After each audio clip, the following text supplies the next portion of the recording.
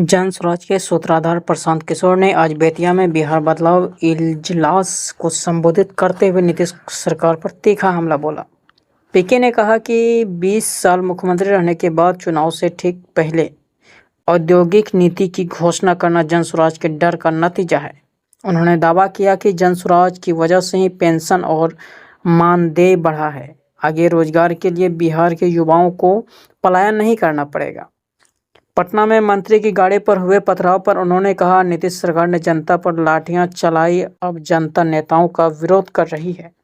वहीं अशोक चौधरी विजय चौधरी के बीच संवाद पर तंज कसते हुए बोले, ये जनता की सेवा नहीं लूट की लड़ाई है।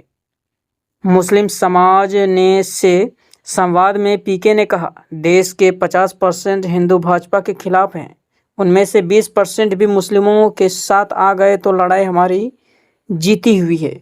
उन्होंने युवाओं से अपील की कि वे बिहार बदलाव की इस लड़ाई में भागीदार बनेंगे। कुल मिलाकर प्रशांत किशोर ने नीतीश सरकार की नीतियों को चुनौती जुगाड़ बताया और जन स्वराज को बिहार के भविष्य की नई दिशा के रूप में पेश किया। 20 वर्ष मुख्यमंत्री रहने के बाद चुनाव के 20 दिन पहले अगर आप औद्योगिक नीति की घोषणा कर रहे हैं तो ये दिखाता है कि आपने 20 वर्ष कुछ नहीं किया है। और ये दूसरी बात ये दिखाता है कि बिहार में जन स्वराज का इतना डर है कि अब मोदी जी भी आकर पलायन की बात कर रहे हैं, तेजस्वी यादव भी पलायन की बात कर रहे हैं। पहली बार बिहार में पलायन की चर्चा हो रही है कि बिहार में पलायन कैसे रोका जाएगा। तो मैं बिहार के लोगों को आपके माध्यम से यही बताना चाहता हूं कि ये वानगी है। आप देखो, जन स्वराज अभी जीता नहीं है। जन स्वराज के प्रयास से आपके सिर्फ खड़ा हो जाने से 400 रुपया का पेंशन 20 वर्ष में जो 410 नहीं हुआ वो 1100 हो गया। आंगनवाड़ी आशा वर्कर का मानदेय डबल हो गया। रसोईया की सैलरी बढ़ गई। अगर बिहार के लोग खड़े होंगे, लोकतंत्र जिंदा होगा।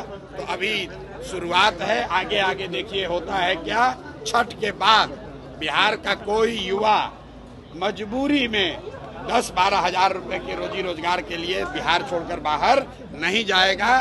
जन स्वराज की व्यवस्था बनी और बनने जा रही है तो ये चीज लागू हो जाएगा। तेलंगाना के मुख्यमंत्री रेवंत रेड्डी जो है राहुल गांधी के साथ सिवान से आज काफी लोग शामिल हुए हैं। वहीं का एक लड़का इमरान है जो CNRC के आंदोलन में और दिल्ली में एक आरोप में जेल में बंद है। उसके बारे में आपको भाई, आज से करीब 6 महीना पहले जन स्वराज ने एक नंबर जारी किया हुआ है कि किस समाज का कोई भी वर्ग, मुस्लिम साथी इंक्लूडेड, अगर उनके साथ कोई कानूनी तौर पर जाती हुई है या सरकार उनके साथ कुछ गलत कर रही है तो जन स्वराज को संपर्क करें। जन स्वराज अपने खर्चे पर अपनी ताकत लगाकर उनकी कानूनी और लोकतांत्रिक लड़ाई लड़ेगा। अगर जो बच्चे क्या बात कर रहे हैं उनको आप सूचित कर दीजिए, वो जन स्वराज से संपर्क करें, हम लोग उसकी लड़ाई लड़ेंगे।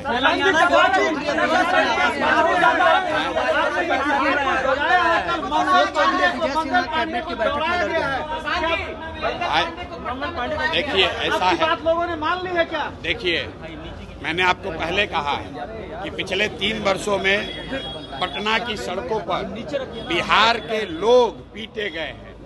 चाहे जो भी गया हो, सरपंच गए, मुखिया गए, अभ्यर्थी गए, टिकटार्थी गए, आंगनवाड़ी सेविका गई, आशा गई, जो गया उसको नेताओं ने, नीतीश कुमार ने लाठी से मरवाया।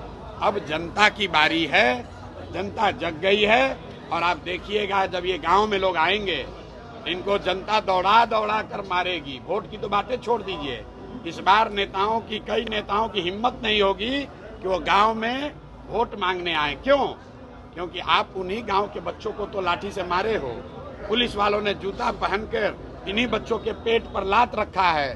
बिहार के लोगों को अब रास्ता मिल गया है।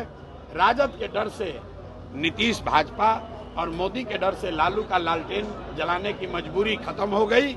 अब एक नई व्यवस्था बन रही है, जन स्वराज की व्यवस्था, जिसमें बिहार के बच्चों के लिए रोजगार है, जिसमें बिहार के बच्चों के लिए शिक्षा है और जिसमें सबसे बढ़कर इस बात की गारंटी है कि बिहार से पलायन साल भर के अंदर बंद। अशोक चौधरी विजय सिन्हा कैबिनेट की बैठक में आपस में लड़ गए हैं। भाई ये लोग इनका कोई आपस में इनका आचार विचार पूरा सिर्फ लूट का झगड़ा है कि कौन कितना ज्यादा लूट सकता है।